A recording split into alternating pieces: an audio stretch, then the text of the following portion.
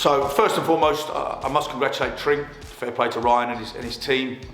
Deserved winners. Can't fault them in any way, shape or form. And like I said afterwards, I wish them well. It's obviously the fourth time we've played them. And unfortunately for us, the result didn't go the right way. So from our perspective, exiting the Vase is disappointing. It hasn't changed our long-term objectives in terms of the season. Our objective from the start of the season was always to look at the league. But like anything, when you have a little run in the Vase, you do start to think what could happen.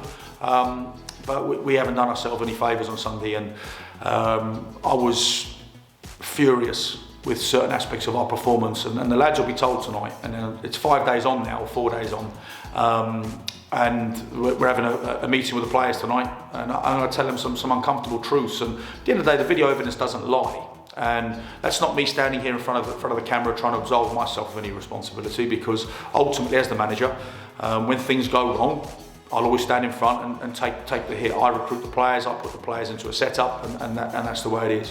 What I was absolutely raging over was the manner of the goals that we've conceded, once again, by the way. I've done a comparison this season. I've watched nearly every single game that we've played over the last 4 days. So yeah, been busy, and we've come away completely from what our DNA is, and I don't know why that's happened. I think, as I said, too many of our TikTokers and Twitters and tweeters and whatever nonsense you want to talk about started believing they were a little bit better than they were, started to believe they were fantastically gifted technical footballers, and what we've shown actually is that we're not.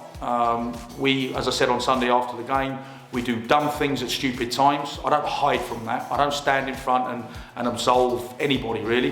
For 15 seconds into the game, in a game that we want to win, we end up conceding a chance from our own centre in 15 seconds. And we obviously didn't heed the lesson. Anytime a ball was turned in behind us, we looked like it was panic stations. And then what happens is we start trying to get ourselves involved in physical collisions, physical confrontations with players, try and shepherd balls out that they nick a corner out of, or give away stupid free kicks, stupid throw-ins, and then we have to defend balls. And unfortunately for us at the moment, the way that we defend, I've got to be honest with you, I'm not sure if some of these are going for a comedy show on the Netflix special for Christmas, because some of the goals we're giving away are absolutely shocking. You can't make it up. You cannot script it. So we're going to go back to how we should have been, really. And as I said, I've sat there and analysed where's the message gone wrong in the last 4 weeks. One thing that our side was built upon last year, and I think we're better in terms of squad depth. I think we've got better players in this year.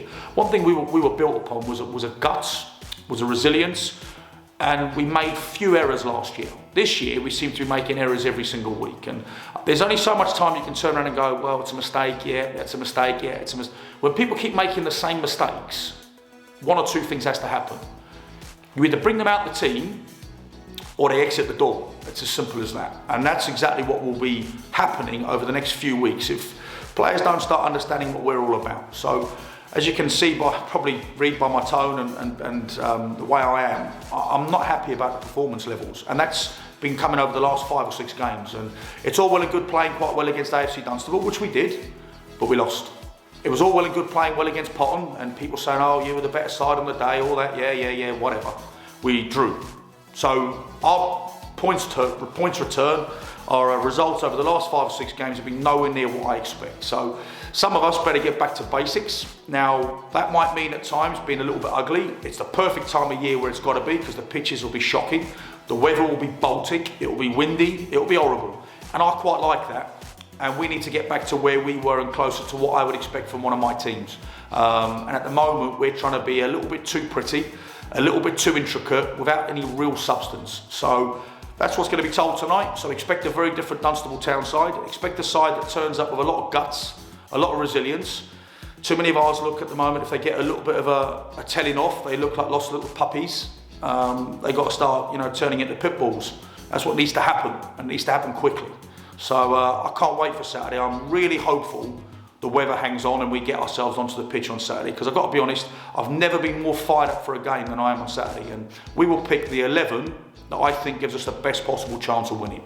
And as I said, that might look a little bit different to some of the alleged names that are walking around here that have got a little bit too comfortable have let the grass grind at their feet a little bit too easy, and now it's time for a rocket launch. So expect a change. I for one can't wait to see who's on that journey, and as I said, time for a few players to grow some cojones and actually toughen up and get back to what we do as a football club, what my DNA is, and get away from all this this nonsense that I've seen in the last 6 games. So look forward, hopefully we'll be back by some good numbers on Saturday, and I'm really looking forward to the game.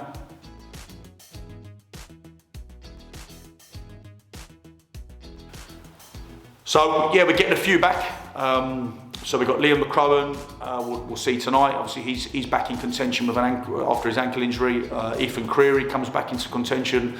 Still missing Terence. Obviously Robbie Goodman's suspended on Saturday. But we're getting players back more or less now. We're getting a little bit more squad depth. But without being horrible, at the moment, we've got a lot of players available, but we need to see more consistency from a lot of them. That's the reality of the situation. So we're at the start of the season, and even up until about 6 weeks ago, we'd have a squad of 22 and you're leaving good players out. What we haven't done at the moment, unfortunately for ourselves, is not enough players have come in and delivered well enough to stay in the team. So, as I said, if I look at the moment, our most consistent performers have been Rory Mills and Tolu. They've been absolutely outstanding, them two. And they're probably 2 of the youngest we've got in the group. So some of those need to get back to doing what they do if they want to remain in the process, and it's as simple as that. So we've got a few back, but like anything, we'll see how they get through tonight. It's very cold outside, so I hope some of them have wrapped up nice and warm, and we get ourselves to a position where we're ready to go and play on Saturday.